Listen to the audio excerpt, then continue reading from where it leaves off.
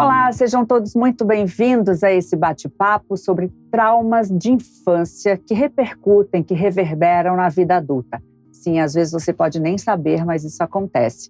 Eu converso com Thelma Abrão, que é neurocientista e especialista em traumas na infância, sobre esse assunto. Thelma, seja muito bem-vinda. Obrigada por você estar aqui. Eu que agradeço. Um prazer enorme. Eu queria começar esse bate-papo, Thelma, com uma frase tua, que eu peguei das tuas redes sociais. O trauma de uma geração é a herança das próximas. Aí você continua que a dor não desaparece, ela transforma.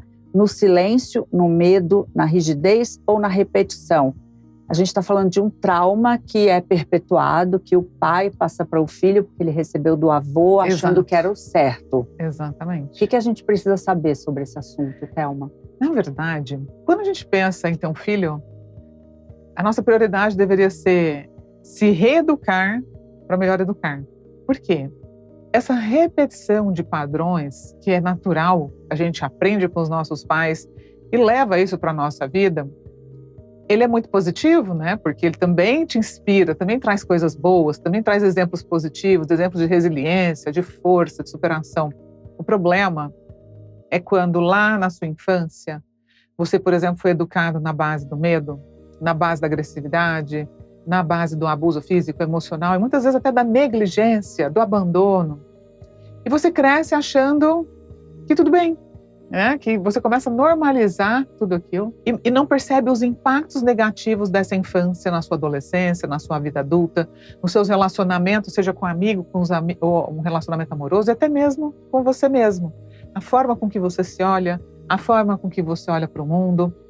E o grande problema acontece quando você se torna mãe ou se torna pai. Porque essas dores que você ficava ali muitas vezes jogando para baixo de um tapete, elas vão aparecer. Porque essa criança nasce como se tivesse um espelho. E ela te mostra, né, as suas dificuldades, seus desafios para lidar com as suas próprias emoções, a dificuldade de lidar com as frustrações, às vezes aquele sentimento de baixa autoestima, de eu não sou bom o suficiente. Então você começa a se deparar com tudo isso porque você quer ensinar para o seu filho um caminho positivo, amoroso, e muitas vezes você não consegue, porque você está preso nas suas próprias dores emocionais. Ou seja, os pais querem o melhor para o filho. Todo pai, né, salvo raras exceções, eles querem o melhor. A mãe está tentando ser o melhor, mas ela talvez não entenda que tem um passo adiante, né? Que é se curar. Porque para a gente ter disponibilidade emocional para se conectar com alguém, a gente precisa estar presente dentro de nós mesmos, muitas vezes se entendendo, se acolhendo, se perdoando, né? Se abraçando quando erra, por exemplo. Quando pais e mães estão vivendo uma dor emocional, seja porque estão enfrentando problemas pessoais, problemas na carreira ou o que seja, a gente não está disponível emocionalmente.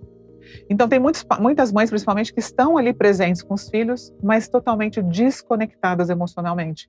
E a criança, ela precisa de conexão emocional para se abastecer. Porque a presença física por si só não preenche. Então essa mãe pode estar ali, às vezes tá cuidando do filho, tá dando comida, tá dando banho, mas ela não brinca com essa criança, ela não olha nos olhos, ela não abraça, ela não beija, ela não percebe as necessidades emocionais dessa criança. Isso também causa dor. Por quê? Porque a gente nasce, nosso cérebro, principalmente na infância, que está em pleno desenvolvimento, nós temos uma grande necessidade de nos vincular a uma figura de segurança. E quem é essa primeira figura de segurança? É a mãe, ou é o pai, ou é alguém que vai cuidar dessa criança, manter ela viva. A gente precisa de um adulto cuidador para manter a nossa sobrevivência quando a gente nasce, porque nós somos dependentes. A gente não nasce falando, nem andando, né? Então, muitas vezes, essa indisponibilidade emocional causada pelos traumas de infância, porque muitas vezes essa mãe também não recebeu afeto, ela também não sabe como é ser amada, ela também não sabe como é acolher uma criança que está chorando. Então, ela começa a enfrentar tantos desafios e acaba trazendo muita dor. Eu até tenho um livro que se chama A Dor da Maternidade, que eu falo também sobre as sensações que uma mãe pode sentir, que muitas vezes nem ela mesma compreende. E a importância da gente revisitar a nossa infância para poder ressignificar tudo aquilo que aconteceu ali e aprender a fazer diferente. Quais são os sinais na vida adulta que chegam muitas vezes ao teu consultório, as pessoas que passaram por traumas na infância, que você consegue detectar? Que tipo de adulto se torna uma criança que foi vítima de abusos, de negligência e que tem inúmeros traumas? São tantas possibilidades, né? O ser humano, eu falo que a gente é tão complexo. As causas de tudo é muito multifatorial. Vou te dar um exemplo. Se você, de repente, teve 3 filhos, mesmo pai, mesma mãe, mesmo ambiente, cada um vai viver aquela experiência de um jeito. Cada um vai contar aquela história de um jeito. Porque não é sobre o que aconteceu com você. É como você interpretou aquilo que te aconteceu. Você falando agora, eu lembrei de uma série, veio à minha mente, o This Is Us. This Is Us. 3 filhos, uma mãe e um pai, tentando dar o seu melhor, muitas vezes, cada um com uma realidade diferente, porque um deles veio por meio de adoção, e cada um enxerga, né, a vida de uma forma bem diferente mesmo. E nas famílias em geral é assim, né? E é normal que seja assim, porque isso envolve genética, isso envolve personalidade, envolve as experiências que cada um vai tendo na escola ou com os amigos. Uma pessoa que tem dificuldade de se vincular num relacionamento amoroso, isso acontece muito. Eu mesma tinha. Eu sempre sabotava as minhas relações. Eu tinha muito medo de casar, porque na infância eu via meu pai e minha mãe brigando o tempo inteiro. Então eu falava, credo, eu não vou casar. Porque eu fiz uma leitura marcada por um momento pontual, que eram as brigas. Casamento é isso, nossa, Deus me livre. Eu não conseguia enxergar além, mas eu era só uma criança. Só que daí eu cresci repetindo isso para mim mesmo. Então foi muitos anos até que eu pudesse falar, não, peraí, eu não preciso repetir essa história, né? Eu posso fazer diferente. Então, o que mais? Tem depressão, pessoas que têm depressão, ansiedade, obesidade. Você sabia que tudo isso pode ser causado por traumas de infância? O mecanismo de defesa fica mais ágil, né? Quando você é educado na base do medo, acho que é uma coisa que eu preciso voltar um passinho para explicar para quem ainda não sabe, que é o seguinte. Quando a gente fala em trauma, dá a impressão que, nossa, trauma é algo trágico, algo terrível. E claro, também é, né? Vamos supor um evento pontual. Um incêndio, um acidente de carro, uma morte, né? Isso você vive isso na tua infância, é um momento pontual, aconteceu uma vez e traumatizou a pessoa, às vezes para o resto da vida. Porém, eu falo que existe o trauma invisível, que é o quê? Uma criança que é ignorada pelos pais, aquela criança que quando erra, o pai e a mãe ignora, tratamento de silêncio, vou te punir, você, né? Ou aquela criança que é educada sempre na base do medo, da ameaça. Se você não fizer isso, eu vou chamar o homem do saco. Se você não fizer aquilo, você vai apanhar. Se você não fizer isso, eu vou te dar para sua avó. Esse tipo de ameaças. O que isso faz? Deixa o sistema nervoso da criança em estado de alerta, de luta ou fuga. Então, ela não tem ainda, muitas vezes, condições cognitivas de pensar sobre o que está acontecendo. Ela simplesmente acredita no que ela está ouvindo, né? Então, aquilo causa um estresse muito grande, causa medo, produção de hormônios do estresse. Isso vai impactar o comportamento dela. Vai impactar, muitas vezes, o aprendizado na escola, a saúde emocional, a saúde física, a saúde, como que ela se socializa com as pessoas, como que ela se relaciona consigo e com o mundo. E qual é o problema? Essa repetição do medo durante a infância, da ameaça, do abandono, da negligência, também traumatiza. E não foi um evento pontual, mas foi esse evento centenas e milhares de vezes ao longo de uma infância inteira. Então, o sistema nervoso que foi feito, o sistema nervoso autônomo, né, sistema simpático que a gente chama, que ele foi feito para ser ativado em momentos de perigo à nossa vida, ele acaba interpretando aquele lar como uma ameaça. E aí o que acontece? Ele fica hipervigilante. Essa hipervigilância que é o problema. Então, aquela pessoa que está o tempo inteiro vigiando para ver se algo ruim vai acontecer, é a origem de muita ansiedade, é a origem também de depressão e de muitas outras doenças. Agora, Thelma, a partir de que momento a nossa infância começa a computar essas memórias, esses traumas? A partir do momento que eu lembro o passeio que eu fiz, a partir dali, 4 anos, ou 1 ano, ninguém, pelo menos eu não lembro nada, 1 ano, mas começo a lembrar 4. Desde ali, de antes do nascimento. Antes do nascimento já existem situações que podem configurar trauma. A gente já tem, na verdade, um sistema nervoso, as nossas células nervosas, o tubo neural é a primeira parte do nosso corpo que é formado lá dentro do útero da nossa mãe. Então, essas células nervosas é a primeira parte que começa a se desenvolver. Então, desde o nascimento, a criança já está carregando não só a genética, mas também a epigenética. O que é epigenética? São, por exemplo, hábitos, comportamentos que esse pai e essa mãe tiveram e que impactam também a manifestação dos nossos genes. Mas a gente não precisa ter memória para a gente ser impactado pelo que nos aconteceu. Um exemplo disso é que, por exemplo, do 0 até por volta dos 4, 5 anos, a gente não tem muita memória do que aconteceu. Por quê? O hipocampo, que é a parte do cérebro que cuida da nossa memória, ele é tão imaturo nessa fase da vida que você não consegue ter memórias explícitas. Mas ele vai guardando tudo como uma grande biblioteca. E mesmo que você não lembre, fica guardado no corpo de forma implícita. Eu vou te dar um exemplo. Vamos supor que você tivesse, ela tinha 2 anos de idade e você apanhou, alguém te bateu muito feio e essa pessoa estava usando algum perfume, por exemplo. E aí você cresce, você sente aquele perfume, você se sente mal, você sente uma coisa ruim, você não sabe o que é. Mas já é a tua memória implícita, o teu corpo guardou marca para te defender.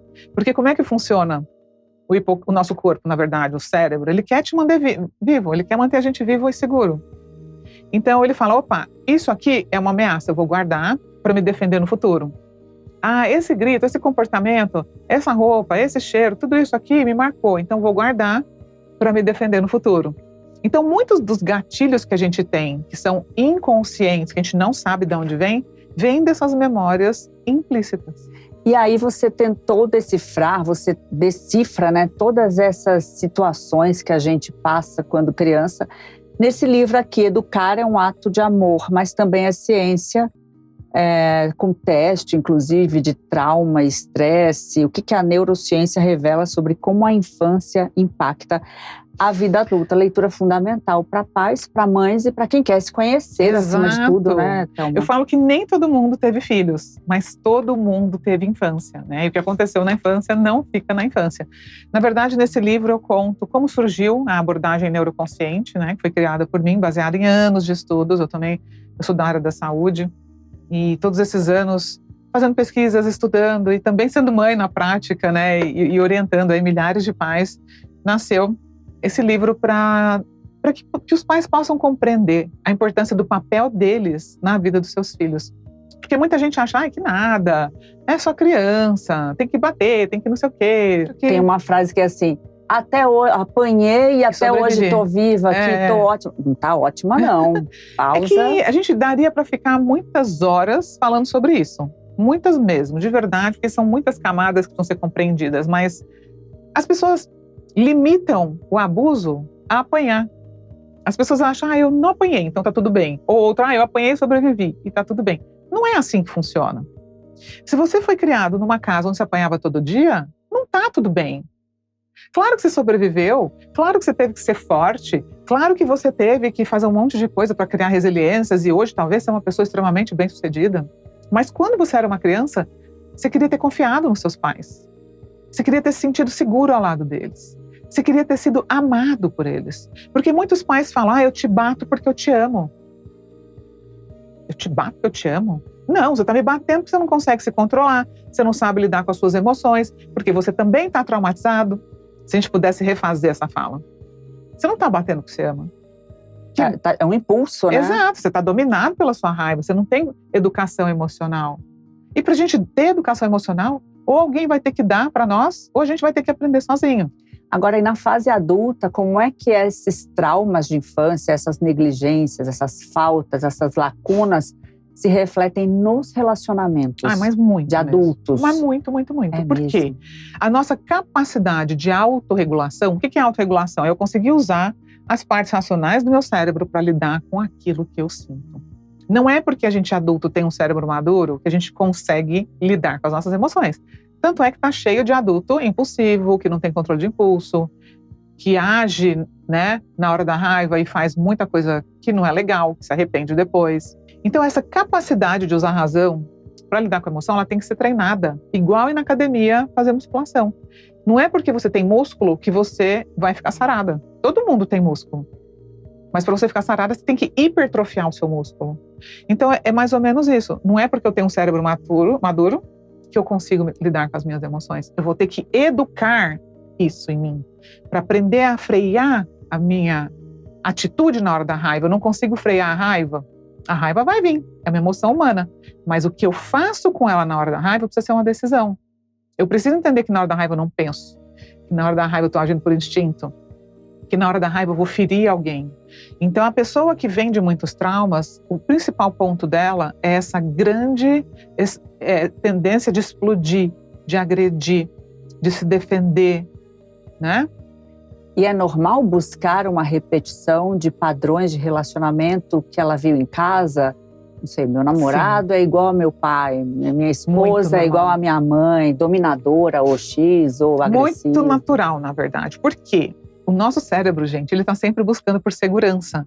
E o que é mais seguro? Algo que eu conheço ou algo que eu não conheço? Então, por mais que aquele padrão seja negativo, é mais seguro para mim repetir algo que eu conheço do que algo desconhecido. Então, inconscientemente, se aquela criança, por exemplo, associou amor com dor, ela vai querer buscar relacionamentos que ela sente aquela adrenalina, aquele medo, aquela angústia, igual ela sentia na infância. A pessoa que é muito amorosa, que é muito querida, ela fala, ai, que sem graça. Ai, não quero. Mas quando a pessoa começa a tomar consciência do que está acontecendo com ela, por que ela está repetindo tantos relacionamentos abusivos ou tóxicos, que está trazendo mais dor do que amor, na verdade, ela pode ter a chance de falar, peraí, deixa eu ver o que está acontecendo. E esse deixa ver o que está acontecendo, Thelma, passa por terapia? Qual o primeiro passo a partir do momento que você detecta um comportamento abusivo com o filho ou uma repetição de padrão? Tem muitos caminhos, né? Mas eu falo, às vezes você vai ler um livro, às vezes você vai ler esse livro, muita gente fala, né? Thelma, eu li seu livro e, meu Deus, eu entendi muita coisa que aconteceu comigo. É que ler o livro vai trazer uma consciência. Isso já é o primeiro ponto. É o primeiro passo agora. Para você mudar padrões, você vai ter que continuar nesse caminho. Seja fazendo terapia, seja fazendo meditação para poder acalmar o seu sistema nervoso. Ginástica de alto impacto, por exemplo, aeróbico, corrida, bicicleta, já foi demonstrado em inúmeros estudos que é muito importante para a gente aprender a se autorregular, porque produz serotonina, muitos hormônios do prazer que ajudam você a se autorregular. Mudar de ambiente, muitas vezes você vai ter que mudar os amigos que você tem, você vai ter que sair das relações que você está, para poder começar a construir novas habilidades, né? Eu falei o primeiro passo é ter consciência, mas tem um passo anterior que é querer mudar, né? Porque Concordo. Eu ouço muita gente que fala assim, eu sou assim mesmo, eu sou explosivo, Concordo. Eu sou desse jeito, é meu jeito, Gabriela, eu nasci assim, eu cresci assim, disso. Eu tenho até um post assim. Disso, que fala assim, muita gente fala, eu sou explosivo. Que cômodo pra genético. Você, quem estiver perto, que aguente. É genético. Todo mundo na minha família é explosivo. Tem muita gente que fala isso. Então, quer dizer, se é genético, eu sou assim, acabou. Imagina, eu vou ferir todo mundo, eu vou magoar todo mundo, porque eu tenho um gene que me deixa assim e não há o que ser feito. Isso não é verdade. Porque hoje a gente já sabe, claro que a genética é importante, mas ela não é decisiva para o comportamento. O comportamento é aprendido. E assim como você aprendeu a explodir, você pode aprender a lidar com as suas emoções. E vai ter que treinar, e vai exigir esforço. E é o que você falou. Não adianta nada você não querer mudar. Eu já fui a pessoa mais explosiva da Terra. Eu já fui uma pessoa que eu tinha menos 20 de paciência. Mas conforme eu fui tomando decisões na minha vida, conforme eu casei, eu tive filho, eu tive que escolher, peraí, eu vou passar isso para os meus filhos ou eu vou me trabalhar para ser uma mãe melhor? Para quebrar esse ciclo de repetição que tanto me feriu. É uma escolha. E é uma escolha difícil, tá? Não é assim, vou querer mudar e mudei. É um exercício de disciplina muito forte, mas que também vale muito a pena. Porque a gente entende que é possível mudar em qualquer tempo da vida. O nosso cérebro tem essa capacidade. Agora, por que, a gente tem que esperar ficar adulto, entender que tem traumas, se na educação, por que educação emocional não é uma matéria que é dada de forma obrigatória na sala de aula para o aluno sentar e falar, vamos lá. Deveria ser. Primeiro passo, aprender a lidar com as emoções. Antes de você sair para a vida, você vai aqui na escola. Não, acho que antes de aprender história, geografia e muitas outras matérias, a gente deveria aprender isso. Porque você já pensou como seríamos melhor numa sociedade em geral? Quantas coisas horríveis acontecem todos os dias porque as pessoas não sabem lidar com as próprias emoções, porque elas não sabem controlar impulso, porque elas não conseguem gerenciar a própria raiva, né? Então são casamentos destruídos, famílias destruídas, mortes, assassinatos, criminalidade, muita coisa por conta da dificuldade de autorregulação. Porque uma coisa importante da gente entender é que quando a criança vem de um ambiente muito de traumas, experiências diversas, ela tem dificuldade de se acalmar. Então, o comportamento de risco aumenta na adolescência. Por exemplo, ela não consegue se acalmar, então ela se torna adolescente, ela vai fazer o quê? Beber álcool, usar droga, comer em excesso também. Então ela pode, quando o álcool e a droga já favorecem o comportamento de risco. Mas por que a pessoa começa fazendo isso? Porque ela quer se acalmar e depois vira um vício. A mesma coisa, tem gente que engorda, obesidade mórbida, mas ela está tentando preencher um buraco emocional. Ela sabe que ela precisa emagrecer, mas ela não consegue parar de comer. E aí tem outra coisa também, Thelma, que eu acabei lembrando agora em relação a esse modus operandi, a esse jeito que você acaba dizendo que tem e que é assim mesmo, é genética, o signo. Se fosse assim, eu sou leão com ascendente em leão, você imagina, né? Ninguém ia ficar perto. Tem isso também? É o signo, porque meu signo é de fogo, não sei o quê. Eu acho interessante esse negócio de signo. São desculpas que a gente usa para manter um comportamento. Não, olha, eu acho assim, existem muitas formas de olhar para o comportamento humano, tá? Você pode olhar para o comportamento humano pelo olhar da genética, você pode olhar para o comportamento humano pelo foco da personalidade, você pode olhar para o comportamento humano pela epigenética, você pode olhar pela neurociência, você pode olhar pelo signo. É querer resolver ou não querer, ter consciência e querer resolver. Porque eu não sei nada sobre essas coisas de se existe, não existe astrologia. Eu acho interessante, eu sou gêmeos com ascendente leão e a lua escorpião. E eu tenho uma amiga que entende tudo e ela fica me lendo e falando, porque você tem um ascendente leão, é porque você tem a lua em escorpião. Eu acho interessante, escuto e falo, faz sentido. Mas não acho que seja isso que defina uma pessoa. E é quando usa isso como desculpa para não mudar, para não ter um caminho demais, né? Já pensou você falar melhor em sociedade. Não, eu sou de gêmeos, então eu sou confusa, impulsiva e vou continuar agindo assim. Acho que é isso que pega, né? Não pode, né, gente? Nós somos mais do que o nosso signo, bem mais. Graças a Deus. Thelma, queria te agradecer por essa aula que você deu aqui e queria que você deixasse um recado, uma mensagem para quem, às vezes a gente está assistindo um programa e fala, nossa, é isso, eu sinto isso, eu penso isso. Como diziam antigamente na época do orelhão de ficha, tá caindo a ficha, né? Qual o recado que você dá, qual a mensagem que você dá para quem está tendo esse momento de eu tenho isso, eu preciso resolver, eu preciso mudar, eu quero um futuro melhor para meus filhos? O recado que eu tenho para dar é, se você está aqui hoje assistindo esse programa e percebeu que tem coisas para mudar, não se culpe por isso. A primeira coisa que a pessoa sente quando ela percebe que está repetindo um padrão é eu estou sendo uma mãe ruim, um pai ruim, ou meu Deus, eu estou sendo uma pessoa ruim. E isso, a culpa paralisa. A culpa te deixa num lugar assim de, eu não sou boa, às vezes até de vergonha. E não é isso.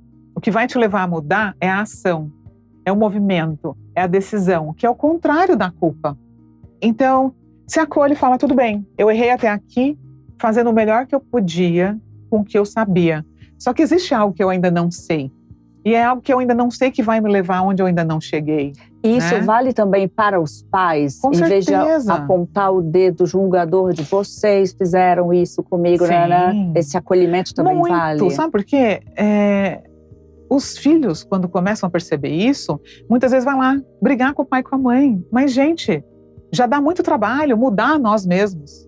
Já exige muito de nós mudar nós mesmos. Como é que a gente tem a pretensão de mudar alguém? A gente não consegue mudar ninguém. Então, é isso. Pai, mãe, entendo que vocês deram o melhor que vocês podiam, fizeram o melhor que podiam, mas eu escolho fazer diferente. E tá tudo bem. É quebrar um ciclo. Aprender a ser mais amoroso, mais amorosa, aprender a se acolher, a ter mais compaixão.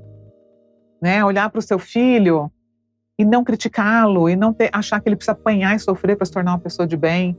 Né? A gente se torna uma pessoa de bem com bons exemplos, com pessoas que nos inspiram, que nos mostram o caminho, que nos guiam, que nos orientam.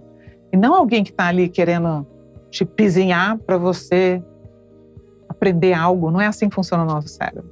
felizmente você trouxe tanta luz a esse assunto, consciência, isso que é mais importante. Obrigada pela oportunidade. Obrigada por ter vindo aqui, Thelma, tua agenda super atribulada, te agradeço. Um prazer. O espaço está sempre aberto. Obrigada. E obrigada também a todo mundo que acompanhou. Até a próxima.